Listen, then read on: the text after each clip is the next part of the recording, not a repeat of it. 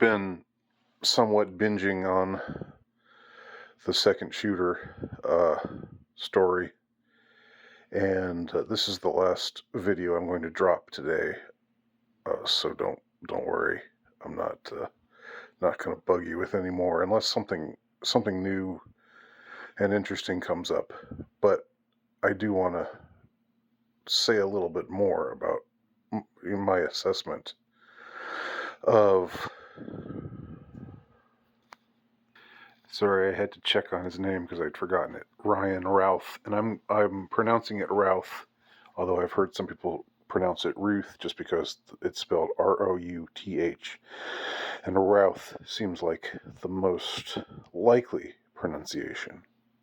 But I will correct myself if it comes out that it's pronounced Ruth. But thanks to the Osprey for sending me a link to a video that Jack Posobiec has now posted on X, in which Ryan Routh is featured. It's a something that was posted by the Azov Battalion, which is, of course, the famously or infamously the neo-Nazi affiliated military outfit that fights for the Kiev regime. That's just factual. Again, I'm sticking to facts here. Everything that I've said is factual so far, and everything I'm going to say from here on in is also factual. So, if you don't like that I said that he was in a video which featured Azov Battalion, and if you don't like that I said Azov Battalion is neo-Nazi, tough, because both of those are true, right? It's not Russian propaganda. It's factual. So this guy, I mean, what has emerged, and it's interesting how the mainstream media has just opened up about it. I spoke about this in the earlier video.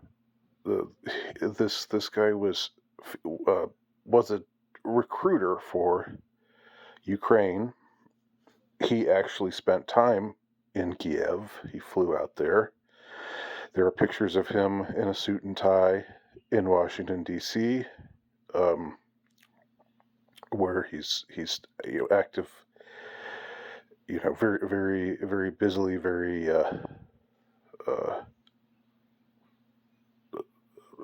enthusiastically active in attempting to recruit people from all over the world, either to go to Ukraine to fight for the Kiev regime, or to, at the very least, contribute money to the Ukraine war effort.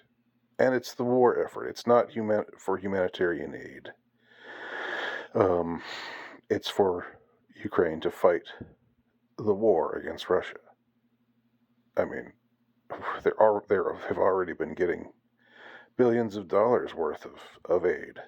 That's factual too. You may not like it, but it's not Russian propaganda to say it. It's the facts. So he's in this video for Azov Battalion. He's not prominently featured, but he's a part of it. He's shown responding emotionally to the speaker, who is probably a neo-Nazi. I mean, the battalion has never repented for having a neo-Nazi outlook and philosophy and ideology.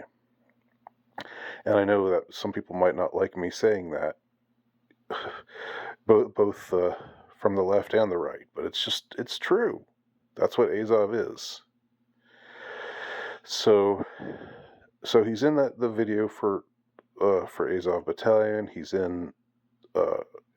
He's not just a guy He's not just some guy who's enthusiastic about the Ukraine war effort, or who's enthusiastically behind Ukraine. I mean, I think he is that. I don't doubt his commitment to the cause, but he's obviously a guy who has connections to, shall we say, the military-industrial complex. Because the reason why I say that is because he's flying back and forth to Ukraine. He's flying into Kiev.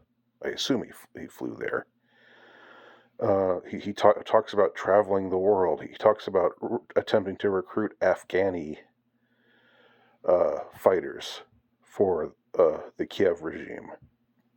You know, on whose dime is he traveling the world? On whose dime is he flying to Ukraine and visiting Washington D.C.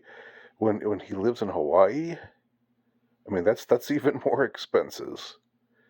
Now, maybe he's independently wealthy, and this is all on his own dime. I just know. I mean, I'll give the benefit of the doubt and say that's a possibility, but I just know that some guy is not, no matter how dedicated he is to the cause, is not going to be given that kind of position um, as an official recruiter of foreign soldiers for the Kiev regime in Ukraine.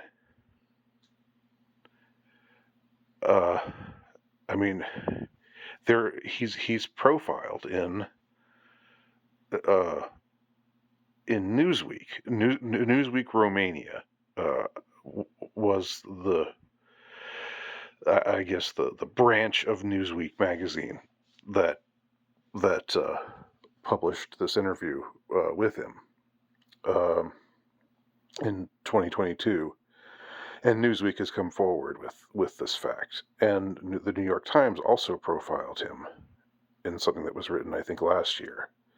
And they also came forward and said, yeah, he was one of the guys we were profiling. The mainstream media, as you know, is very pro war in Ukraine, pro supporting the Kiev regime, pro Zelensky, as is the political establishment. This is like a sacred cow to the political establishment, because not because they care. So this is the only time I'm expressing an opinion here. I don't think it's because they really truly care about people in Ukraine. I think it's because they want to fight a proxy war against Russia, and so NATO is or Ukraine is a NATO proxy. All right, that's my opinion. But everything else I'm saying is completely factual, according to documented sources. So don't come at me saying misinformation. I'm just saying that. And what I'm questioning is who helped to put this guy in this position. Because again, if you or I or any other ordinary person were just enthusiastic about Ukraine and wanted to do whatever we could for Ukraine, or for the Kiev regime, I should say, because not everyone in Ukraine feels the same way. There are people in Ukraine who want to be independent and who want to be allied with Russia. I guess, to be fair, they would call themselves Russian rather than Ukrainian, but I don't want to get too deep into that whole morass. But suffice to say,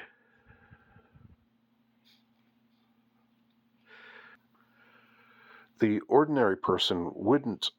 I mean, if I wanted to go fight on either side in the Ukraine war, I'd have to, or if I wanted to go to Kiev or even to Moscow to help out with recruitment to fight in that war on either side. First of all, I don't have that kind of spare change to pay for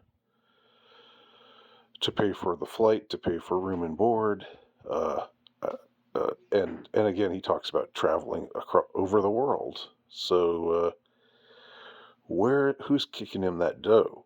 Unless he's independently wealthy. But even the independently wealthy ordinary citizen is not going to be. Uh, I would think it's you don't just become uh, a recruiter for Ukraine without having some connections.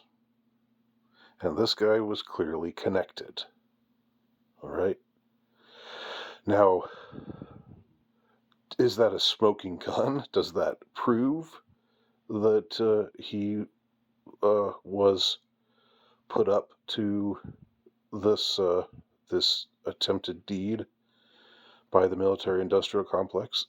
Admittedly, it's not a smoking gun, but it is pretty damn suspicious. And if you don't look at this and think this is sus, then again, I don't know what to say to you.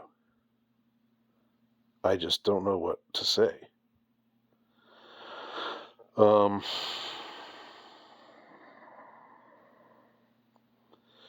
This guy clearly had connections. That's all.